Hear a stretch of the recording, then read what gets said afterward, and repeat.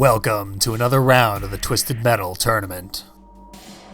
Today's driver is quite unlike the old pro that Sweet Tooth is. We'll find all the way at the other end of the list is a brand new competitor for Twisted Metal Black, Junkyard Dog. I'm certain his driver, Billy Ray Stillwell, has a very good reason to risk his life in this bloodthirsty competition. Let's just find out what it is. They took everything from me. Then they put me in this hole. So I could sit and think all day long about what I'd lost.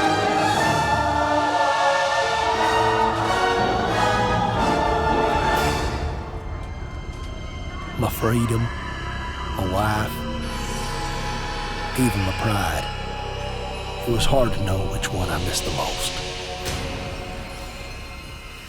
Sometimes when I'm locked up, I swore I heard the man with the plane coming back to get me.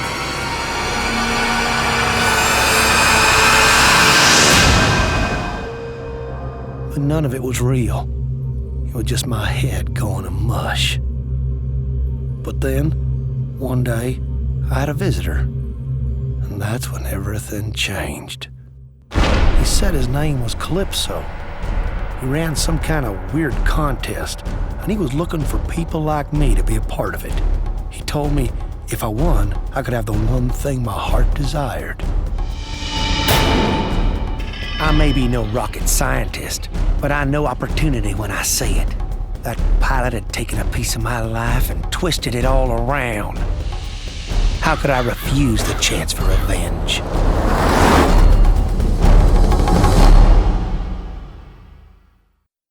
Sounds like this budding madman is in the mood for murder.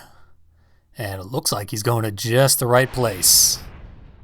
The suburbs have a very high potential for cost of innocent lives. Much more so than the Junkyard had. And of course, I considered bringing Junkyard Dog to the Junkyard, but it seemed a little on the nose. What we're going to find is that the suburbs are a much, much larger level. Things will be a lot more spread out, we'll have a lot more to explore. And plenty more opportunities for destruction. First things first though, this level starts out with 8 competitors to compensate for the larger area. Previous level only had 7. What that means is the very beginning is going to be insanely hectic. Even though there is a lot of open area, always seems to be inhabited by a couple of enemies until we've cleared at least a few out. We'd still take a look around though and find the Raven Ridge Asylum, which is not the Blackfield Asylum that the competitors are all busted out of at the beginning of the game. Apparently Midtown is inside the city that needs 2 mental asylums. Not so much anymore, they've both been destroyed by the Twisted Metal competition. And the rest of the city is not far behind.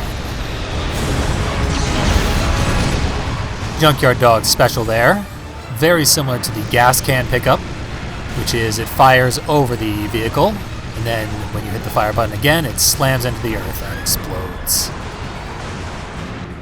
And as just demonstrated there, that special made very short work of Darkseid, who is the most highly armored of the default characters in the game.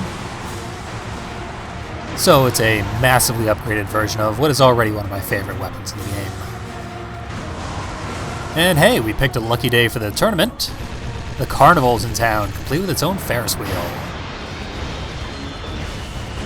Not so much anymore. My Ferris wheel now. Just gotta defend it from Axel. Not that it's actually in any danger. Matter of fact, the Ferris wheel will run over anybody, not instantly destroying them, just doing a little bit of damage, pushing them around. I have seen other vehicles get tangled up in the wheel itself. That actually can leave them vulnerable for a couple of seconds, which is plenty of time to put some serious hurt on them. That right there is reason enough to free the wheel and follow it through the town. Fortunately, and kind of a wasted opportunity, that's the only real reason to do this. As the wheel flies into the river. It has accomplished nothing. No secrets unlocked, no new areas available. We took a bit of a beating watching it on its journey and missed that health pickup. So before we do anything else, we gotta hit the recharge station. Kind of a close call there. Many health pickups here, but because it's such a large area, you just better hope that you're near one when you desperately need it. That right there was called a skill-based pickup, according to the game. Gives us one of 3 weapons that are supposedly more difficult to use than the others. What we got out of it was the zooming missile, which is basically Sweet Tooth Special, except that it only fires 10 missiles. Still ridiculously effective, just not overpowered.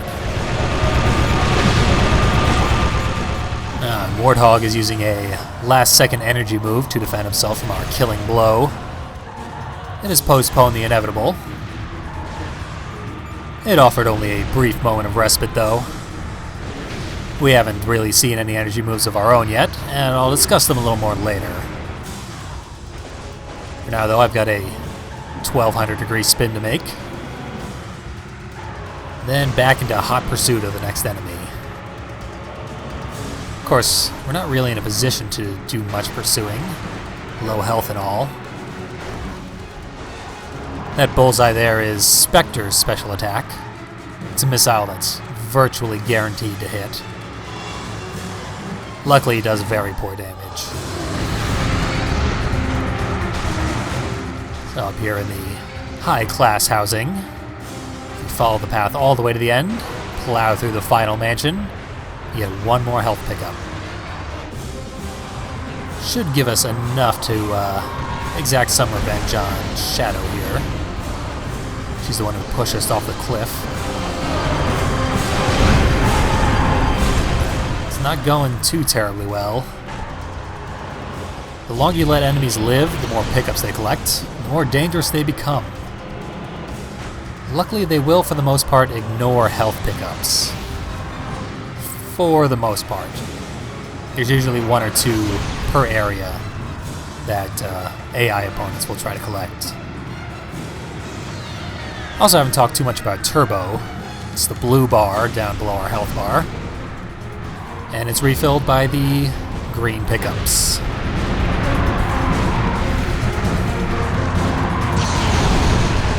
There's Spectre following us back here. This is normally a pretty quiet area, but not when there's still 6 enemies remaining. Gas station has yet another health pickup. We've really burned through a good 4 or 5 health bars at this point. Now that we've finally lost everyone, it does give a good example of the game's dynamic music. There's no enemies threatening you, targeting you, or in any way capable of injuring you at that time. The music will downshift to a more ambient track. Since those moments are usually very brief, we won't be hearing too much of them. Gonna be hearing a lot more of this high-tempo orchestral piece. That's it for Shadow, finally. There's still plenty more carnage left. There's Yellow Jacket. Haven't seen him for even the briefest moment this entire match.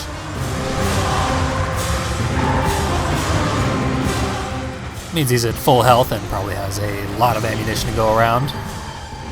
We are at low health and almost out of ammunition. So it's just about our only hope to go for this level's collectibles. Once we've taken a roundabout path to get a little bit of cover on our way there. Fuck you, moped. Back up at the fairgrounds. If we follow the mountainous path, there is a gas can. That indicates that if we leap off that exact spot, we'll land on a nice, safe roof here. Enemies are fairly poor at getting up here themselves. There's a health pickup for us. You can see the car repaired drastically after we picked it up. We can drive across the next couple of roofs. And get another health pickup over here. Now that right there is the jump. We need that to do the next piece of this platforming. And jump just slightly too short. Turns out we needed to both boost with turbo and use the jump. Missing that jump opened us back up to attack and pretty much immediately undid all the health recovery we accomplished up there. And we're all out of recharge stations, so we are not long for this world. Still though, got enough ammunition to stay on the attack.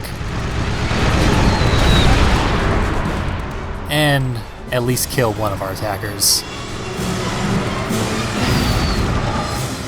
And no reason to stop now. Those health pickups haven't respawned. Grab the last few shots and die horribly. Now, that's not that bad of a problem though. In addition to 2 recharges, we have 2 lives. That means we could engage in as many as 5 wars of attrition. Probably come out on top. However, when there's 7 or 8 enemies, that doesn't fly. Now here's another one of those skill-based pickups, the satellite. Fires the missiles directly up, and then after a couple of seconds or at your command, you can drop the missiles again onto the target right in front of you. Does a lot of damage if you've got someone in the bullseye. And that's what did it for Axel. Since we're down to just 2 enemies, we don't have much longer to get that pickup. So we're going to attempt this platforming again. It's a matter of trial and error to figure out whether you need the boost or the jump. For example, this roof right here, right at the very lip at the end of the ramp there, you need to use the jump. And here we need to boost and jump. Pretty good.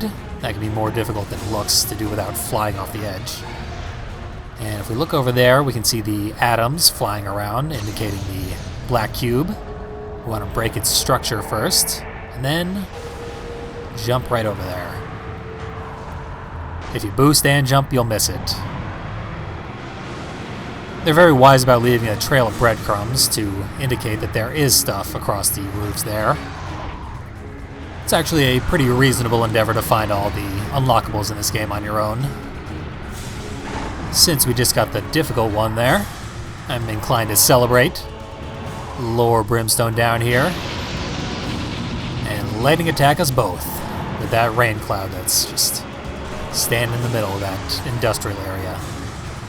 Presumably caused by horrific pollution. Not quite done yet. If we repeat the process a bit, find ourselves back on this roof again, and destroy that right there, we open up a hole into the building. Now, this is something I make sure to do after I've collected the black cube, because having that hole in the roof means your opportunity to land on the roof is much, much lower.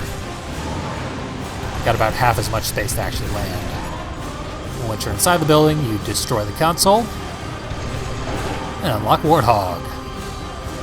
You may remember that we killed him quite a while ago.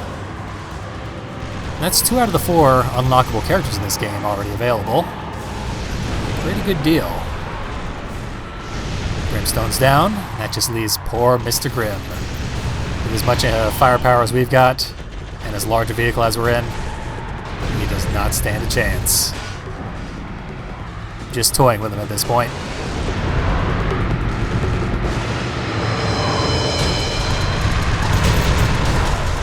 Did him in with sheer gunfire. And with that, Junkyard Dog wins the day. Means it's time to check in with him, see just what put him in this desperate position to begin with.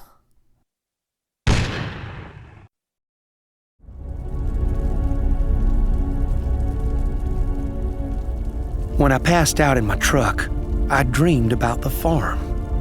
I guess I must have been thinking back to the day when everything went wrong.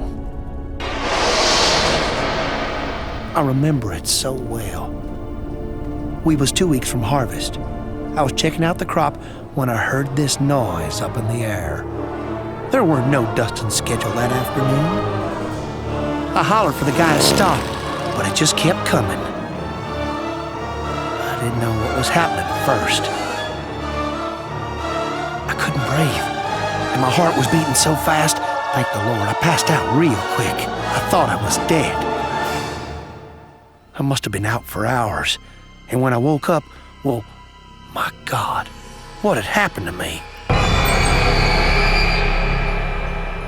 My first thought was to get home to Annie. She was real smart. She'd figure out what to do. But when I got there, I guess she'd already figured out something else.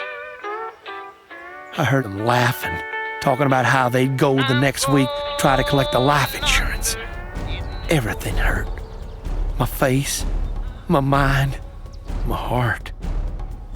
I remember grabbing for the closest thing I could find. I just lost it. I'd hunt that pilot down sooner or later. But for now, it was strictly between me and Annie.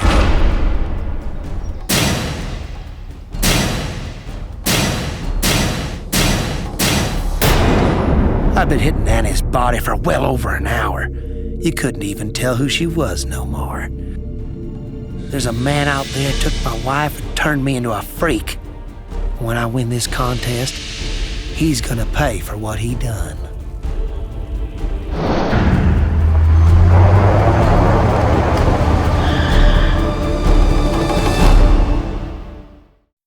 A single misfortune turned a man into a monster, both physically and morally.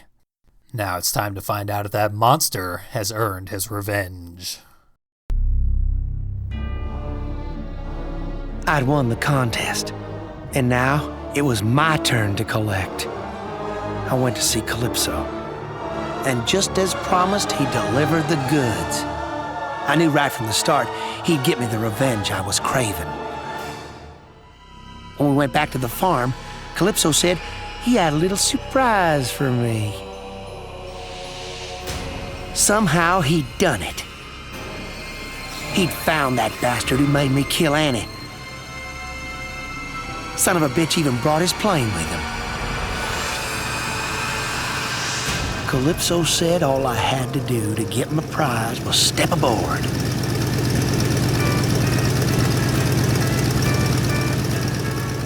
It was a one-way ticket to my heart's desire. That pilot had taken everything from me. It was right time he learned how it felt. It may have been only the second time I killed someone, but it felt so damn good. I think I was beginning to see my true calling. So I done gave up farming and moved into the city. In a place like that, well, who knows what kind of trouble an old redneck like me could get into.